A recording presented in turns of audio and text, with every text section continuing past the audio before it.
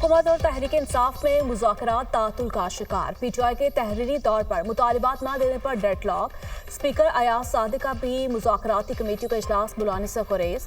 मुज़ाकरात का तीसरा दौर कब होगा कुछ मालूम नहीं। पीटीआई की मुज़ाकराती कमेटी को बानी से मुलाकात की इजाज़त न मिल सकी। ओपोजिशन लीडर उमर अयूब ने स्पीकर कौमी असम्बली को आगाह कर दिया। बानी पीटीआई और मुज़ाकराती कमेटी के दरमियान मुलाकात कल मुतवक्के। मुज़ाकरात के तीसरे राउंड से पहले बानी पीटीआई से मुलाकात जरूरी है, बैरिस्टर गौहर का मौक़िफ़।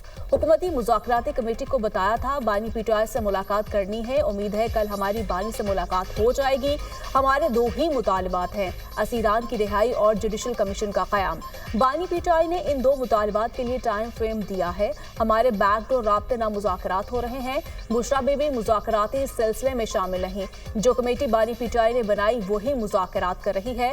Chairman PTI barrister Gohar Khan की अडयाला जेल के बाहर मीडिया से गुफ्तगू। इमरान खान के ऊपर तासुर दिया जाए कि वो भी इमरान खान भी उन्हीं की तरह चाह रहे हैं कि एनआरओ लेकर बाहर आए। इन्होंने बड़ी कोशिश की कि इमरान खान आहिस्ता आहिस्ता 3 साल के लिए बाहर चले जाएं। कहते मैंने उनको वाज़े तौर पे अपना मौक़िफ़ दे चुके हैं। उन्होंने 2 उनको पॉइंट एजेंडा दिया है, जुडिशल कमीशन कायम करें। दूसरा मुतालबा है जो बेगुनाह लोग जेलों में उनको आप रिहा करें।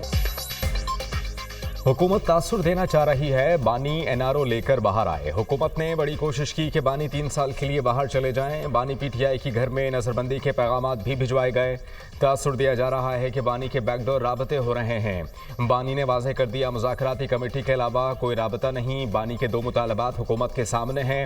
हुकूमत का कोई मुतालबा सामने नहीं आया। मुज़ाकराती कमेटी को बानी से मुलाकात करने नहीं दी जा रही। बात आगे कैसे चलाएं? अलीमा खान की मीडिया टॉक।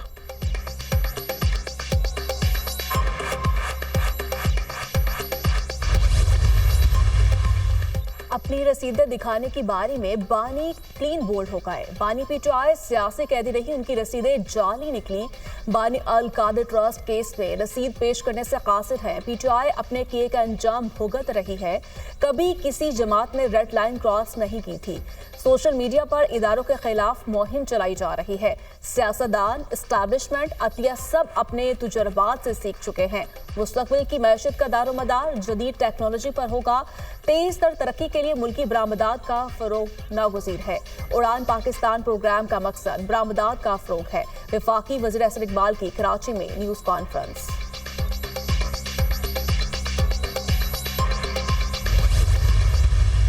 अमेरिका में सदारती इलेक्शन हुआ, सबसे ज्यादा खुशी इन लोगों ने मनाई। इन लोगों ने सबसे ज्यादा खुशी इसलिए मनाई जैसे कि इनके कोई परदादा साहब वहां पे सिलेक्ट हो गए हो। अभी साल 1.25 साल जेल में हुआ नहीं है। ये पाकिस्तान की सालमियत के खिलाफ हर सौदा करने के लिए तैयार है। बाय डिजाइन ऐसी जमातें मुसलत की गई हम पर जिनकी सियासी सोच और सियासत सिर्फ और सिर्फ लड़ाई झगड़ा, नफरत अंगेज फतवाएं देना, गलत चीजें बोलना। जो फांसी की सजा कायदे अवाम को दी गई वो कोई भुट्टो खानदान के लिए फांसी सजा नहीं थी। वो पाकिस्तान की तरक्की को फांसी दी गई, वो पाकिस्तान की खुशहाली को फांसी दी गई। शर्जीलिना मेमन ने पीटीआई वालों को इसराइल के पेड एम्प्लॉयज करार दे दिया। पीटीआई पाकिस्तान की सालमियत के खिलाफ हर किस्म का कॉम्प्रोमाइज करने को तैयार है। एक जमात का लीडर रिहा ना करने पर IMF को खत लिखने का कहता है। पीटीआई अपने लीडर को जेल से निकालने के लिए सब कुछ करने को तैयार है। अमेरिका में सदारती इलेक्शन हुआ तो सबसे ज्यादा खुश ये लोग हुए, कहते थे हम कोई गुलाम हैं। अब पूरी पार्टी लीडर की रिहाई के लिए मिन्नतें कर रही है। ये चाहते हैं कि इनके लीडर को बाहर निकाला जाए, हुकूमत दे दी जाए। हम पर ऐसी जमातें मुसल्लत की गईं जिनका काम लड़ाई झगड़ा है। पाकिस्तान में कलाशनकोफ कल्चर नहीं था। लोग तालीम हासिल करने के लिए पाकिस्तान आते थे। वज़ीर इत्तला सिंध शर्जीलिना मेमन का सिंध असेंबली में इजहार ख्याल।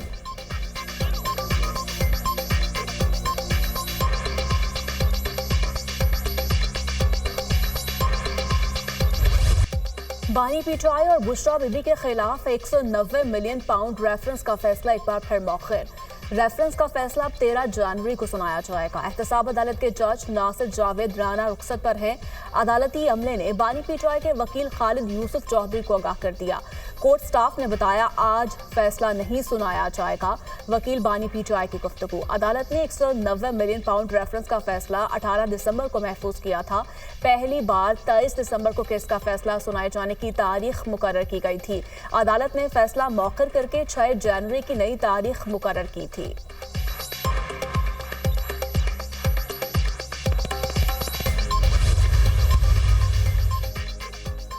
इंसानी स्मगलिंग के गिरोह के खिलाफ सख्त कानूनी कार्रवाई की जाए। इंसानी स्मगलर्स की जायदादों और असासों की जब्ती के लिए कानूनी कार्रवाई अमल में लाई जाए। मकरू धंधे में मुलव्वस अफराद के खिलाफ इस्तिगासा के अमल को मज़ीद मौसर बनाया जाए। वज़ीर आज़म की ज़ेर सदारत इंसानी स्मगलिंग के खिलाफ इक़दामात पर जायज़ा इजलास। इस्तिगासा के लिए वज़ारत क़ानून और इंसाफ से मुशावरत के बाद आला दर्जे के वकला तैनात किए जाएँ। दफ्तर ख़ारिजा बैरून मुल्क से इंसानी स्मगलिंग का धंधा चलाने वाले पाकिस्तानियों के लिए मुतल्लिका ममालिक से राबता करें। मुल्ज़िमान की पाकिस्तान हवालगी के हवाले से जल्द इक़दामात उठाएँ। वज़ीर आज़म की हिदायत।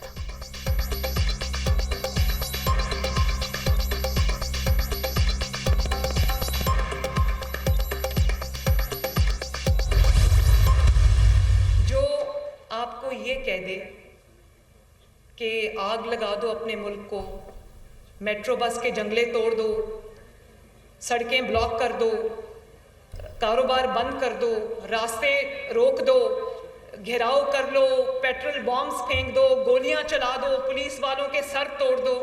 मेरे बच्चों, ये बात याद रखना, ये कोई सियासी बात नहीं है। एक माँ अपने बच्चों से बात करिए, इस बहकावे में कभी मत आना।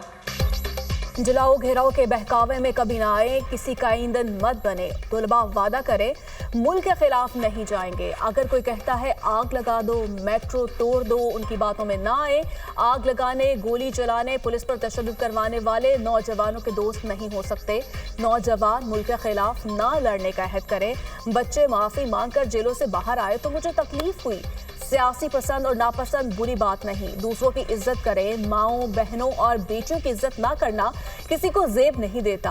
अखलाकी रवैयों से मुआशरे पहचाने जाते हैं। तलबा को देखकर यकीन है मुल्क को तरक्की से कोई नहीं रोक सकता। नौजवानों का हाथ पकड़ लें तो पाकिस्तान की तकदीर बदल सकते हैं। वज़ीर आला पंजाब मरीम नवाज का बहाउद्दीन ज़करिया यूनिवर्सिटी में होनहार स्कॉलरशिप प्रोग्राम की तकरीब से खिताब। होनहार स्कॉलरशिप 100 अरब तक बढ़ाने का ऐलान। नौजवानों के लिए 3 करोड़ रुपए तक बिला सूद कर्ज देने का भी ऐलान। यकीनन कोई मयारी नहीं है, उस पर हज़ारों सवालात उठ सकते हैं और उठ रहे हैं। कमज़ोरियों की बुनियाद पर निज़ाम से और अक़ीदे से दस्तबरदार नहीं हुआ जाता, बल्कि उसके इस्तेहकाम के लिए और उसको मुअस्सर बनाने के लिए जद्दोजहद जारी रहती है। हमारे ऐवानों को ऐसे ऐसे लोगों से भर दिया जाता है कि जिन्हें कुरान और सुन्नत से कोई दिलचस्पी ही नहीं होती। जमहूरियत और पार्लिमानी सियासत पर सवालात उठ रहे हैं। निज़ाम और अक़ीदे को मजबूत बनाने के लिए जद्दोजहद जारी रहेगी। कमज़ोरी की बुनियाद पर निज़ाम और अक़ीदे से दस्तबरदार नहीं हुआ जाता। हालात की रविश के मुताबिक चलना पड़ता है। हमारे ऐवानों को ऐसे ऐसे लोगों से भर दिया जाता है जिन्हें कुरान और सुन्नत में कोई दिलचस्पी नहीं। तमाम मकातब फ़िक्र की सियासी क़यादत ने हमेशा मजहबी हम आहंगी का किरदार अदा किया। सरबराह JUI मौलाना फजलुर रहमान।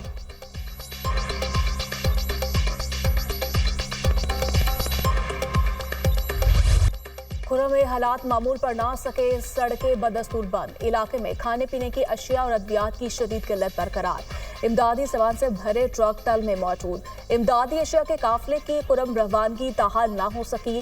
खाने पीने समेत दीगर अशिया पर मुश्तमिल 80 गाड़ियों का काफिला भेजा जाएगा।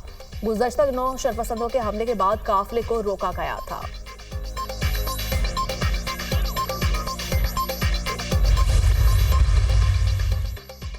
खुर्रम अमन मुआहिदा बरकरार है। मुआहिदे की तमाम शिकों पर अमल दरामद यकीनी बनाया जाएगा। डिप्टी कमिश्नर पर हमला करने वालों को जल्द कानून के शिकंजे में लाएंगे। अमन दुश्मनों को बेनकाब करके करार वाकई सजा दी जाएगी। खुर्रम मेन शाहरा पर सिक्योरिटी मज़ीद सख्त कर दी गई है। इलाके को असलहे से मुकम्मल पाक किया जाएगा। असलहा रखने वालों से सख्ती से निपटा जाएगा। अमन कायम करने के लिए अवाम इंतजामिया के साथ ताउन करें। मुशीर इत्तलात खैबर पख्तूनख्वा बैरिस्टर सैफ का बयान।